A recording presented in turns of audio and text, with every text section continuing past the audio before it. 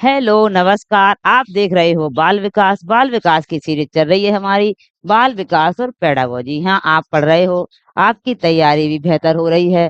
आप इन चीजों को ध्यान से पढ़ते जाएं और आपकी तैयारी मजबूत होती जाएगी। चलते हैं फर्स्ट क्वेश्चन पर।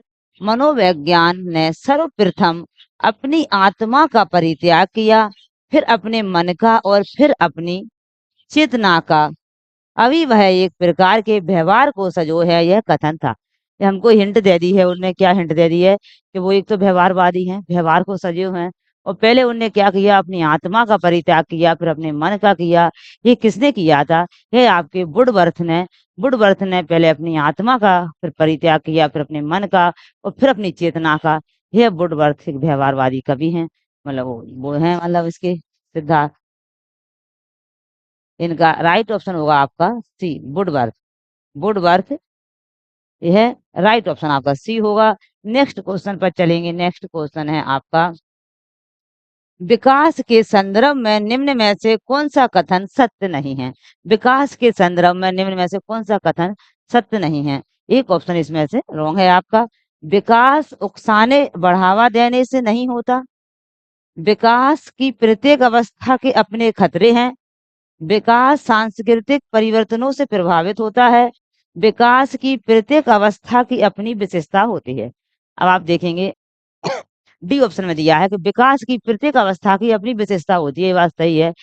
प्रत्येक अवस्था की अपनी विशेषता होती है। जब बच्चा 0 से 2 साल का होता है, जब बच्चा 2 से 7 का, 7 से 14 का, तो हर जो बच्चे की अवस्था है, जैसे बाल अवस्था, उत्तर बाल अवस्था, पूर्व बाल अवस्था, तो हर अवस्था की अपनी विशेषता होती है। किसी अवस्था में बच्चा के सर मजबूत होता है, किसी अवस्था में बच्चे के शोल्डर मजबूत हो रहे हैं, कहीं कमर मजबूत हो रही है, कहीं पैर मजबूत हो रहे हैं, किसी अवस्था में दांत आना है, किसी अवस्था में दांत गिरना है।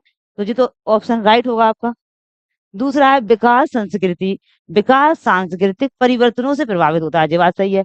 जो विकास है वो क्या होता है कि संस्कृति है। आप किस संस्कृति में रह रहे हो, आप कैसे एनवायरनमेंट में रह रहे हो, तो इससे भी आपका ये विकास प्रभावित होता है। क्योंकि पता चलता है कि बच्चा शिक्षित लोगों से रह रहा है या वंचित फैमिली में रह रहा है, तो वहां से भी विकास पे, और शारीरिक विकास कैसे भौगोलिक क्षेत्र में रह रहा है, तो शारीरिक विकास पे भी प्रभाव पड़ता है। तो ये तो परिवर्तन होता है, ये भी राइट है। विकास की प्रत्येक अवस्था अपने खतरे हैं, ये बात भी सही है।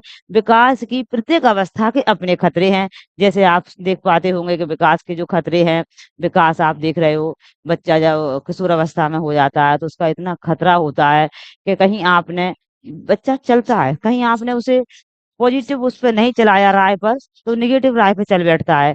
तो वो भी देखना पड़ता है। और हर जगह मतलब विकास के खतरे भी हैं। उतना ही विकास अच्छा है, उतना ही विकास के खतरे भी हैं। तो विकास के खतरे भी है। विकास उकसाने और बढ़ावा देने से नहीं होता, एक गलत है।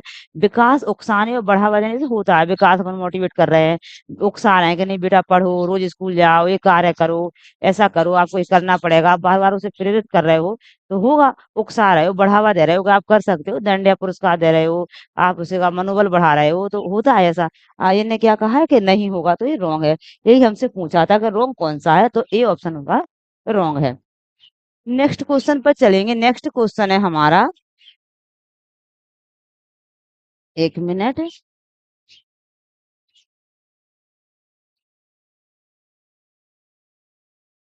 नेक्स्ट क्वेश्चन है, सामाजिक प्रत्याशाओं के अनुरूप व्यवहार की योग्यताओं का अधिगम सामाजिक विकास कहा है। उक्त कथन किसका है? यह हमसे पूछा है टीपी ननक का, हरलॉक का, मैकडूगल का, या रॉस का। यह हमसे पूछा है, क्या पूछा है हमसे कि जो आप देख रहे हो कि सामाजिक प्रत्याशाओं के अनुरूप, समाज के अनुरूप व्यवहार की योग्यताओं का अधिगम सामाजिक विकास कहा जाता है। इसको क्या कहा जाता है? सामाजिक विकास कहा जाएगा। यह किसने कहा है? तो यह किसने कहा है? यह कहा है आपके हरलॉक ने। हरलॉक कहते हैं, हरलॉक एक प्रसिद्ध मनोवैज्ञानिक थे जिन्होंने यह कहा गया है। हरलॉक क्या थे? एक प्रसिद्ध मनोवैज्ञानिक थे हरलॉक। इन्होंने समाज के प्रभाव बालक के विकास एवं अधिगम पर किस प्रकार पड़ता है, ये बताया गया है। हरलॉक के अनुसार सामाजिक प्रत्याशाओं के अनुरूप व्यवहार की योग्यता का अधिगम सामाजिक विकास कहा गया है। ये आपके हरलॉक ने कहा गया है। नेक्स्ट क्वेश्चन पर चलते हैं। नेक्स्ट क्वेश्चन है हमारा, बच्चों के अच्छे चरित्र निर्माण के लिए महापुरुषों की जीवनी बच्चों को पढ़ाई जानी चाहिए। पाठ्य पुस्तक में चरित्र निर्माण संबंधी पाठ होना चाहिए। कक्षा कक्ष गतिविधियां इस प्रकार से हो कि बच्चे को चरित्र निर्माण में सहायता मिल सके और चरित्र निर्माण के लिए व्याख्यान दी जानी चाहिए। क्या पूछा गया है कि बच्चे के अच्छे चरित्र निर्माण के लिए क्या होना चाहिए, हमको पूछा गया है, ऐसा इसमें नहीं गया, एक ही ऑप्शन इसमें राइट है। तो पूछा गया है कि बच्चे के चरित्र निर्माण के लिए, एक बच्चे के अच्छे चरित्र निर्माण के लिए क्या सही है, आप देखेंगे कक्षा कक्ष की गतिविधि इस प्रकार हो कि बच्चों को चरित्र निर्माण में सहायता मिले। बच्चे को मतलब इस प्रकार की गतिविधि पढ़ाई जाए कि उनको एक चरित्र निर्माण में सहायता मिल सके। तो आपका सी ऑप्शन आपका राइट है। महापुरुषों की जीवनी बच्चों को पढ़ाई जानी चाहिए, इससे कुछ नहीं है। कैसी पढ़ाई जानी चाहिए? पाठ्य पुस्तकों में चरित्र निर्माण संबंधी पाठ होना चाहिए। गतिविधि इस प्रकार हो कि बच्चों के चरित्र निर्माण में सहायता हो, इसलिए सी ऑप्शन आपका राइट है। नेक्स्ट क्वेश्चन पर चलेंगे। अनुवांशिकता का गठन क्या है? अनुवांशिकता क्या है? वातावरण है, मानसिक है, अनुवांशिक है, मनोवैज्ञानिक है। आपको पता अनुवांशिकता अनुवांशिक से ही आती है। अनुवांशिकता अनुवांशिक से ही आती है। सी ऑप्शन आपका राइट होगा। नेक्स्ट क्वेश्चन पर चलेंगे। नेक्स्ट क्वेश्चन हमारा, निम्नलिखित में से कौन प्रारंभिक बाल अवस्था अवधि के दौरान उन भूमिकाओं एवं व्यवहारी के बारे में जानकारी प्रदान करते हैं जी एक समूह में स्वीकार है? क्या पता पूछ रहे हैं हमसे कि निम्नलिखित में से कौन प्रारंभिक बाल अवस्था अवधि के दौरान उन भूमिकाओं एवं व्यवहार के बारे में जानकारी प्रदान करते हैं जो एक समूह में स्वीकार है। एक समूह है और प्रथम समूह है। आपको पता है प्रथम सामाजिकता क्या होती है, द्वितीय सामाजिकता क्या होती है, कल की क्लास में बहुत चर्चा की इस पे। साथी एवं माता पिता, भाई बहन एवं अध्यापक, अध्यापक एवं साथी, माता पिता एवं भाई बहन। ये डी ऑप्शन आपका राइट होगा। डी ऑप्शन क्यों राइट होगा, आप देख रहे हो अध्यापक द्वितीय। यहाँ हमसे प्रारंभिक बाल अवस्था की बात कर रहे हैं। प्रारंभिक बाल अवस्था में बच्चा प्रारंभिक बाल अवस्था में माता पिता और भाई बहन के साथ रहता है। अध्यापक द्वितीय एक सामाजिक वो हो जाता है बच्चे का द्वितीय। भाई बहन अध्यापक द्वितीय हो गया। माता पिता और साथ ही उसे बाहर जाके ही मिलते हैं तो द्वितीय हो गए। माता पिता और भाई बहन, डी ऑप्शन आपका राइट होगा। नेक्स्ट क्वेश्चन पर चलेंगे। नेक्स्ट क्वेश्चन है हमारा, पियाजे के अनुसार विकास को प्रभावित करने में निम्नलिखित कारकों में से किसकी भूमिका महत्वपूर्ण होती है? पियाजे के अनुसार विकास को प्रभावित करने में भौतिक विश्व के साथ अनुभव, भाषा, अनुकरण, पुनर्बलन। पियाजे की बात आती है तो भौतिक विश्व के साथ अनुभव आपका राइट होगा। कहीं वाइगोस्की की बात आती तो आपका सामाजिकरण होता। और आप देख रहे हो इसी प्रकार ए ऑप्शन आपका राइट हो जाएगा। ए ऑप्शन आपका राइट हो जाएगा। नेक्स्ट क्वेश्चन पर चलते हैं। नेक्स्ट क्वेश्चन है, क्या हो रहा है बच्चों के कमेंट आ रहे हैं कि मैम आप ना क्लास को थोड़ा स्लो पढ़ाएं, स्पीड में नहीं पढ़ाएं। आप क्या कर रहे हो कि आप स्पीड में नहीं, आप क्या कर रहे हो लेंथी वीडियो बना दे रहे हो। आप हो सके तो कम लेंथी होना चाहिए, इसलिए हम सोच रहे हैं थोड़ा स्पीड पकड़े। इसलिए पियाजे मुख्य रूप से किसके अध्ययन के लिए जाने जाते हैं? यौन विकास, भाषा विकास, संज्ञानात्मक विकास, सामाजिक विकास। वाइगोस्की होती है तो सामाजिक विकास, संज्ञानात्मक विकास। पियाजे ने क्या दिया है? पियाजे ने दिया है आपको संज्ञानात्मक विकास। जो पियाजे ने दिया है यह अनुकूलन संगठन अनुकूलन और समाज मतलब एक साथ रहना, एक साथ रहकर कार्य करना, संज्ञानात्मक विकास होगा। तो ये पियाजे ने दिया है। सी ऑप्शन आपका राइट होगा। नेक्स्ट क्वेश्चन पर चलते हैं। सीखने में प्रयास व भूल के सिद्धांत का प्रतिपादन किसने किया? सीखने में प्रयास और भूल का सिद्धांत, आपको पता है ये सीखने का प्रयास भूल का सिद्धांत बिल्ली पर अपना उन्हें प्रयोग किया था। और अपने जो वैज्ञानिक हैं वो है थॉर्नडाइक। कौन है? थॉर्नडाइक। थॉर्नडाइक आपका राइट ऑप्शन होगा।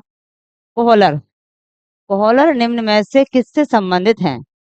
व्यक्तित्व का सिद्धांत, विकास का सिद्धांत, अभिप्रेरणा का सिद्धांत या अधिगम का सिद्धांत। हम यहाँ देखेंगे आप कोहलर किससे संबंधित है। जो कोहलर है, कोहलर ने क्या दिया है? कोहलर कहते हैं मतलब सीखने के लिए कुछ सीख है, बच्चा कैसे सीखेगा, तो अधिगम का जो सिद्धांत है वह कोहलर ने दिया है। किसका सिद्धांत? आप बार बार इन चीजों को पढ़ेंगे तो आपको याद भी हो जाएंगी। अधिगम का सिद्धांत किसने दिया है? अधिगम का सिद्धांत आपको कोहलर ने दिया गया है। निम्नलिखित में से कौन सा लिंग वर्णन अक्सर लक्षित प्रशिक्षण और कार्यशालाओं के माध्यम से महिलाओं की एजेंसियों को बढ़ाने, सशक्तिकरण और उन्हें अपने जीवन का नियंत्रण स्वयं करने की शक्ति प्रदान केंद्रित तरीके से संदर्भित है। यहाँ दिया गया है आपको विकासात्मक तरीके से महिला, विकासात्मक तरीके से लिंग, उत्तर ढांचावाद, मानव अधिकार आधारित। यहाँ क्या है? माँ होगा, यहाँ गलती से बन गया सा, माँ होगा। विकासात्मक तरीके से महिलाएं, महिलाओं की बात चल रही है। आप देखेंगे ऑप्शन ए में यहाँ आपको महिलाएं मिल रही हैं और कहीं महिला है नहीं है, महिलाओं का विकास हो रहा है, तो ए सही है, राइट है ये आपका। नेक्स्ट क्वेश्चन है, सांस्कृतिक पूर्वाग्रह पक्षपात से बचाव के लिए निम्नलिखित में से कौन सी एक अच्छी आकलन योजना है? क्या पूछा है आपसे? सांस्कृतिक पूर्वाग्रह, पक्षपात, संस्कृति में कोई कोई पक्षपात होते हैं कि ये लड़का है, ये लड़की है, इसको ज्यादा पढ़ना चाहिए तो कम। ऐसे पक्षपात से बचाव के लिए कौन सी एक अच्छी आकलन योजना है? इसमें 3 ऑप्शन खराब होंगे, एक अच्छा होगा आपका, 3 उससे संबंधित नहीं होंगे, उसके लिए रॉन्ग होंगे। विभिन्न विधियों का उपयोग विद्यार्थियों के आकलन के लिए करना, एक अच्छे मानकीकृत परीक्षण का उपयोग करना, मानव जातीय विभिन्नताओं को आनुवांशिकता के कारण मानना, आकलन के उद्देश्य के लिए पोर्टफोलियो का उपयोग से बचना। आकलन के लिए पोर्टफोलियो के उपयोग से बचना ये गलत है, क्योंकि पोर्टफोलियो तो बहुत अच्छा आपका बताया गया है इसका उपयोग, तो क्योंकि इसमें बच्चे का सर्वांगीण जो विकास होता है उसका सभी का अध्ययन वो किया जाता है, सभी का मूल्यांकन किया जाता है, इसलिए गलत है। मानव जातीय विभिन्नताओं में आनुवांशिकता का कारण मानना, ऐसा कुछ नहीं है कि मानव जो जातियां हैं वो विभिन्नता है वो अनुवांशिकता का कारण। अनुवांशिकता भी हो सकती है और वातावरण भी हो सकता है, पर्यावरण का भी बहुत महत्वपूर्ण योगदान रहता है इसके साथ, इसलिए यह भी रॉन्ग हो जाएगा। एक अच्छे मानकीकृत परीक्षण का उपयोग करना, एक अच्छे, कोई एक चीज के करने से विकास नहीं होता है, हमें क्या करना, पक्षपात को खत्म करना है, संस्कृति पूर्वक। तो विभिन्न विधियों का उपयोग विद्यार्थियों के आकलन के लिए करना, बच्चे को कुछ पढ़ा रहे हो, सिखा रहे हो, तो उसमें विभिन्न विधियों का प्रयोग करें। कभी आप पठन करके बच्चे को ऐसे कहानी सुना के पढ़ा रहे हो, कभी खेल खेल में पढ़ा रहे हो, कभी ग्रुप में बिठा दिए, कभी ऐसे अलग अलग विधियों से आप पढ़ाओगे, समझाओगे। विभिन्न विधियों का उपयोग विद्यार्थियों के आकलन के लिए बहुत महत्वपूर्ण होता है।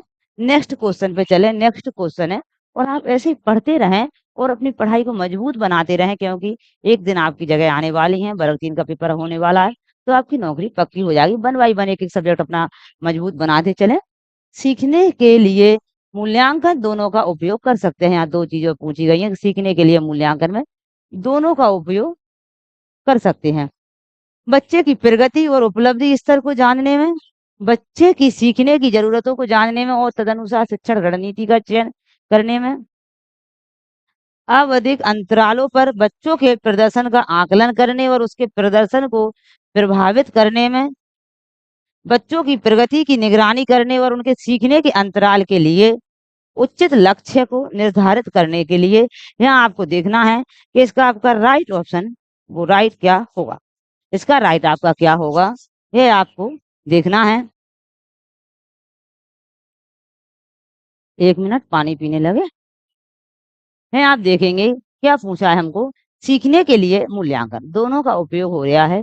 क्या कर रहे हैं कि बच्चे के सीखने की जरूरतों को, बी ऑप्शन इसका राइट है आपका, बच्चे की सीखने की जरूरतों को जानने में और तदनुसार शिक्षण रणनीति को, 2 चीजों का कार्य हो रहा है। एक तो बच्चे की सीखने की जरूरत है उनको जानने के लिए, और दूसरा है तदनुसार शिक्षण रणनीति का चयन करने में, कि शिक्षण रणनीति हम शिक्षक बच्चों को पढ़ाएं कैसे, वो भी रणनीति बना रहे हैं। तो ये होता है आपका सीखने के लिए मूल्यांकन में दोनों चीजों का प्रयोग हो रहा है। कहीं ऐसा आ जाए कि सीखने के लिए मूल्यांकन क्या होता है, तो आप समझ जाओगे कि बच्चों को कुछ सीखने की जरूरतों को जानने के लिए, बच्चे को सिखाने के लिए हम क्या करें, और वही उसी संबंधित है। तदनुसार शिक्षण रणनीति हम कैसी बनाए गए बच्चे उससे सीखें। नेक्स्ट क्वेश्चन है हमारा आकलन। आकलन क्या है? बच्चों को लेवल नाम देने और वर्गीकृत करने की अच्छी रणनीति है। लेवल नाम कभी बच्चों को नहीं देना, किसी पे लेवल नहीं चिपकाना, तुम होशियार हो, तुम गधा हो, तुम कमजोर हो, लेवल नहीं। बच्चों में प्रतियोगितात्मक भावना को सक्रिय रूप से बढ़ावा देना। इस प्रतियोगिता को सीआरटी ने गला काट प्रतियोगिता माना है, और जी इन चीजों को बिल्कुल रॉन्ग माना है, जी ऑप्शनों को। सीखने को सुनिश्चित करने के लिए तनाव और दबाव को उत्पन्न करना, ये भी गलत है। तनाव और दबाव को उत्पन्न नहीं करना बच्चे के पढ़ने में, सीखने में। बच्चे को एक सरल तरीके से आराम से सिखाना है, तनाव उत्पन्न नहीं करना। सीखने में सुधार का एक तरीका, जब सीखे बच्चा तो एक सुधार का तरीका होना चाहिए। डी ऑप्शन आपका राइट है। 3 ऑप्शन आपके अपने आप ही गलत हो गए, उसमें दिया गया है। इसमें आपका प्रतियोगिता दी गई है, इसलिए गलत है, प्रतियोगिता को बढ़ावा देना है।